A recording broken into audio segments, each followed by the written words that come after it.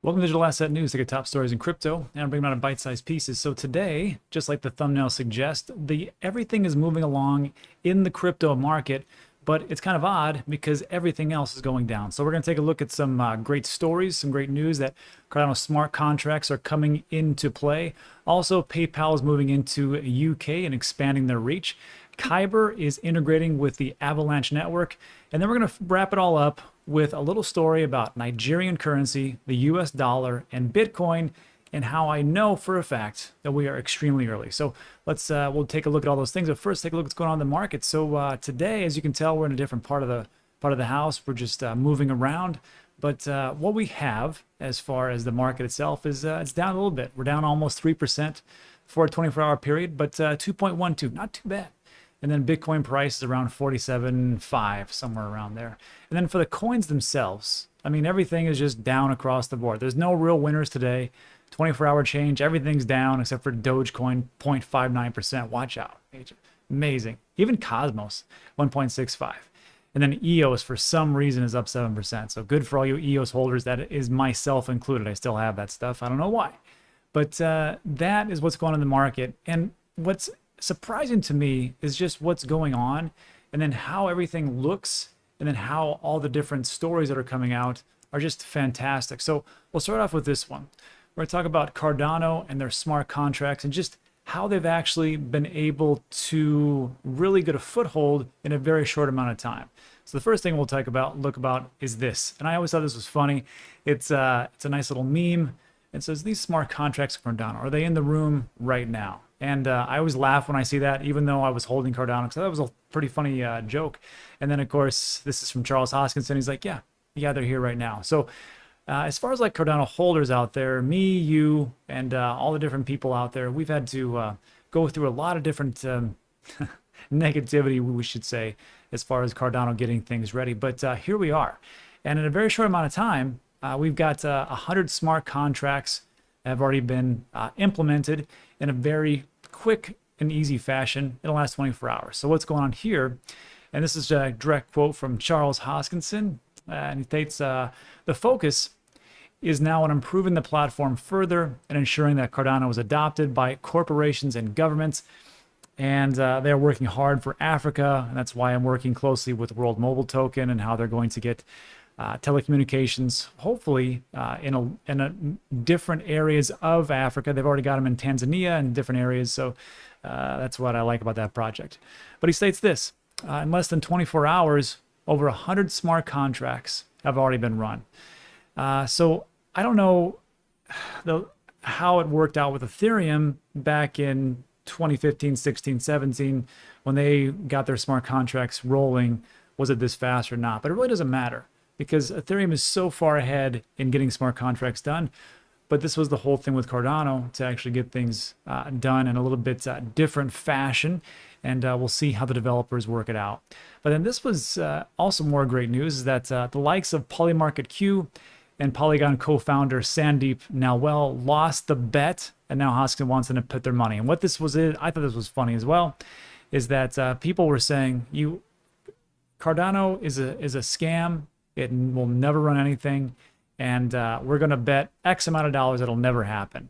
And to me, you have to put your money where your mouth is. I've actually have a bet right now that Voyager will hit $30 by the end of the year. Now, it's one of those predictions that's a little bit far off, but it's one I'm going to stick to. And with this one, if you say it's going to happen, it doesn't happen, you got to pay up. And that's really what it comes down to. So as far as like good news, I mean, for Cardano holders, it couldn't get much better right now. And even though it's doing so well, of course, what do we have with the price action? Cardano down 3.5% to $2.36. So again, pretty sure we're early. Let me know what you think about that in the comments section. Let's move on to our next piece. We're talking about how PayPal is going to allow the UK to buy and sell Bitcoin, Ethereum, Litecoin, and Bitcoin Cash. For some reason, not a big Litecoin fan, but maybe you in the comment section can persuade me otherwise. So San Jose-based tech giant PayPal announced that all its eligible customers can now buy, sell, and hold crypto in the UK. We've already had this in the United States. They were supposed to roll it out globally. I think this is just part of their plan. But the big thing to me was that it's not just about being able to buy crypto, but it's actually being able to use crypto. And they were supposed to roll this out globally to all their merchants, which was an additional 300 million different individuals and companies that would actually use crypto, which would be Bitcoin, Bitcoin Cash, Litecoin, Ethereum. I don't think they've done that yet. Also, they were supposed to allow us to custody our own crypto, as far as like being able to transfer our crypto out of the wallet into our third-party wallets. This was written on May 27th, 2021, and that still hasn't happened yet. So we'll see if it actually does, and that's the big thing with PayPal. It's a great thing they're doing, bringing about mass adoption, but if you really wanted to really get into actually the whole power of what crypto and digital assets do, you have to let people custody their own cryptocurrency, because right now they're not holding crypto. They're just holding IOUs, and that's not what this was designed for. So again, another great story that hasn't really moved the market too much, and we can see again, Bitcoin down -1%, Ethereum down 5%, Bitcoin Cash -1.8%, and Litecoin probably down -4.82%. So again, more great news, and nothing really happens. And to really get to the point of that, as far as like great news and what's going on, you have to remember that it's not just because there's great news things are going to go up all the time. It's because sometimes there's just more sellers than there are buyers, and that's really what it comes down to. Sometimes it's just whales moving things around. Sometimes it's just some people just go, you know what, this isn't the time for me, or institutions kind of break apart. So when we take a look at all these stories, they are good indicators of where things are going, but they're not going to happen today, next week, or next month. But I can tell you things will happen. So on top of those great stories, here's another good one. Kyber Network launches with Avalanche 5.8 liquidity mining program. So what it states here, I thought was pretty interesting, was that Kyber aims to enable dynamic fees and higher capital efficiency for DeFi users on Avalanche. It's putting up 5.8 million in liquidity mining, a common tool for DeFi projects. Kyber's already launched on dynamic market makers, Ethereum, Polygon, and Binance Smart Chain. And then the Kyber co-founder, CEO Loy Lu, says this: at the end of the day, whichever ecosystem has the growing community, we're going to be there. So really, what it states, and it makes a lot of sense, is that, look, if you got a lot of community members, we're going to be there, and we're going to add liquidity, and we're going to allow them to gain yield for DeFi farming. So it makes a lot of sense that they would go to these ones. I wonder why they haven't gone to all of them, but hey, there's only so much liquidity to go around. And then also Thursday saw the announcement of a $230 million investment led by Polychain and 3 Arrows Capital to provide liquidity on Avalanche-based DeFi platforms. Again, more fantastic news. And again, Avalanche down 4%, but 35% for 7 days, so not too bad. And then on top of that, like when I take a look at Kyber Network, the thing I always think about is, well, first of all, what is Kyber Network and why do we need it? And what does it really do? So this was from Gemini.com, and it just states 2 types of trades. One is, and this is all for Kyber Network, you send your ETH to the Kyber Network smart contract. The contract then queries all of its reserves for the best ETH to basic attention token exchange rate. Contract then sends the ETH to reserve with the best ETH to BAT. Finally, that reserve sends you basic attention token. So basically just like Uniswap, right? It's going to go through that. It's going to do its own thing. And then it's based on Ethereum. So when I was reading that, I'm like, oh, so everything's based on Ethereum. But what if you don't use or aren't the trading pairs aren't Ethereum based? Well, it states, let's imagine that you want to trade BAT for DAI. Since you're not trading directly in ETH, some additional steps are required. You send your BAT to Kyber. Contract queries the best BAT to ETH. Contract sends BAT to with the best BAT to ETH exchange rate. The reserve then sends ETH to the contract. The contract then queries all its reserves. The contract then sends ETH to reserve with the best ETH to DAI exchange. Finally, that reserve then sends you to your DAI. So it sends you DAI. So when I'm reading this, I'm like, do we really need to go through all these steps just to exchange 2 tokens? It just seems to me kind of ridiculous, and just makes me realize that, man, we are super early to all these areas, because for the DEXs that are going to come out on top of these platforms that are based in smart contracts, I don't really think we really need this type of thing. I mean, there's always something that could actually improve it. But down the line, do we really want to jump through all these hoops and just stay on Ethereum just to get because everything's based on Ethereum? Or can we just kind of branch off and do our own thing? That will be the big thing. So in my personal opinion, I just don't understand Kyber Network and what it's all there for. Maybe I'm wrong. Correct me in the comments. But on top of that, if we take a look also at not only Kyber Network, let's take a look at the price. And all this great news, down 3%. So again, great news doesn't really equal too much these days because we're just early. And then lastly, we're going to finish up with Nigerian currency. And I'm not going to read this whole article, but I found it interesting that the Nigerian currency plunges a new level of 570, which is 10% of the value lost in under 30 days. And what's going on here is just like most currencies around the world, or not most, but some currencies around the world, they're just dipping and their purchasing power is dropping.